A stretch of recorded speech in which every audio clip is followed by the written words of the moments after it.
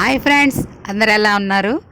మనం ఈరోజు కొన్ని మన హెల్త్కి సంబంధించిన విషయాలు తెలుసుకుందాం. అందులో ముందుగా అరటిపండు గురించి తెలుసుకుందాం.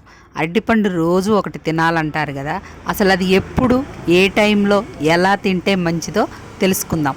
వీడియోలోకి వెళ్ళే ముందు ఫ్రెండ్స్ ప్లీజ్ ఒక లైక్ చేసి చూడండి. మన వీడియో ఎక్కువ మందికి రీచ్ అవుతుంది మీరు లైక్ చేయడం వలన. అలానే నచ్చితే మన ఛానల్ని సబ్స్క్రైబ్ చేసుకోండి. ఇక అరటిపండు ఎప్పుడు ఎలా తింటే మంచిది అనే విషయానికి వస్తే, ముందుగా అరటిపండు మూత్రపిండాల సమస్యలతో బాధపడే వారికి ఎంతో ప్రయోజనకరంగా ఉంటుంది. అది ఎలాగో చూద్దాం ఇప్పుడు.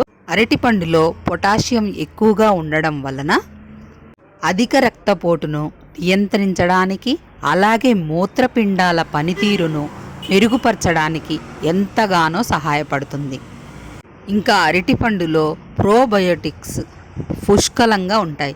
దీని వలన మూత్రనాళాల ఇన్ఫెక్షన్లు రాకుండా మనల్ని కాపాడతాయి. అంతేకాకుండా అరటిపండులో B6 విటమిన్ ఎక్కువ మోతాదులో ఉంటుంది.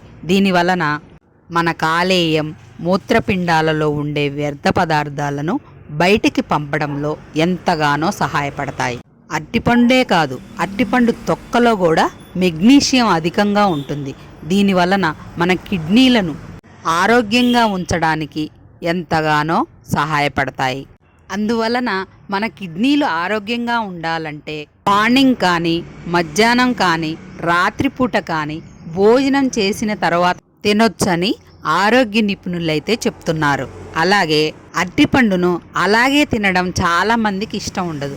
అలాంటప్పుడు ఏం చేయాలి? మిల్క్ షేక్ లాగా చేసుకొని కూడా తాగొచ్చు.